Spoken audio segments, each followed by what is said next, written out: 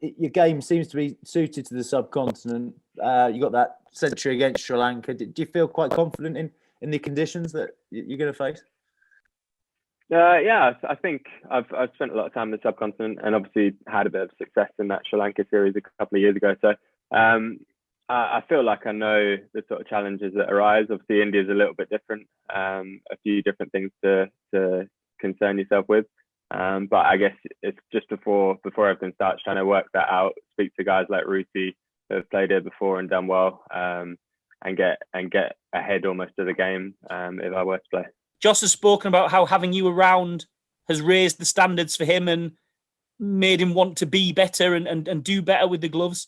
Just wonder if you could tell us about your side of that relationship and almost helping out your rival for the spot to be better and improve.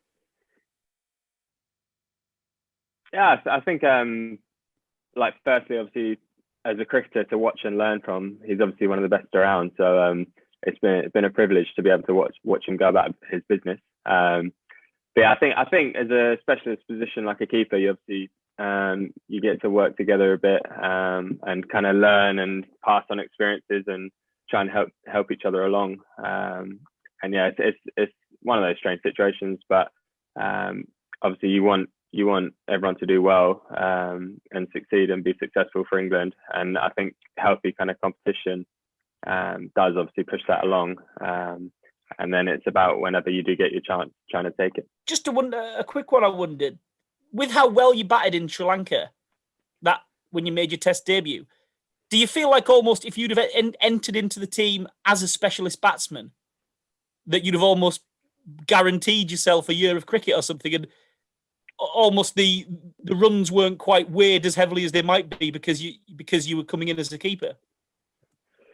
It's tricky. I think just the current setup of the English side, I think there's so much competition, and you've got a few guys who are established in the team who are world-class cricketers. So I guess you do have to accept that you're not going to get a long run potentially unless you nail it every game.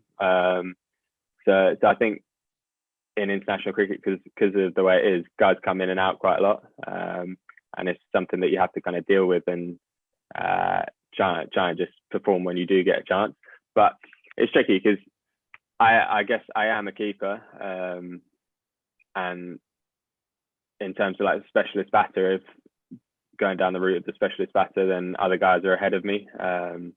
So it's just, I guess, a case of when there is a keeping slot available, that's me. Yeah. Do you think this is a chance to establish yourself in the side again if you do get those 3 tests in a row? Or is it a case that however well you do, Jos will come back into the side as soon as he's available again, do you think? Yeah, I would expect it's probably a case of Jos is the number one. And I'm just seeing these 3 games as a chance to try and stake my claim and do as well as possible and enjoy playing for England and enjoy the experience. But I think it would very much be a case of Jos is number one. So that must be quite hard, knowing that you know however well you do, the place might still probably not be yours. Yeah, I guess you could look at it that way. I'm also looking at it after getting dropped last time.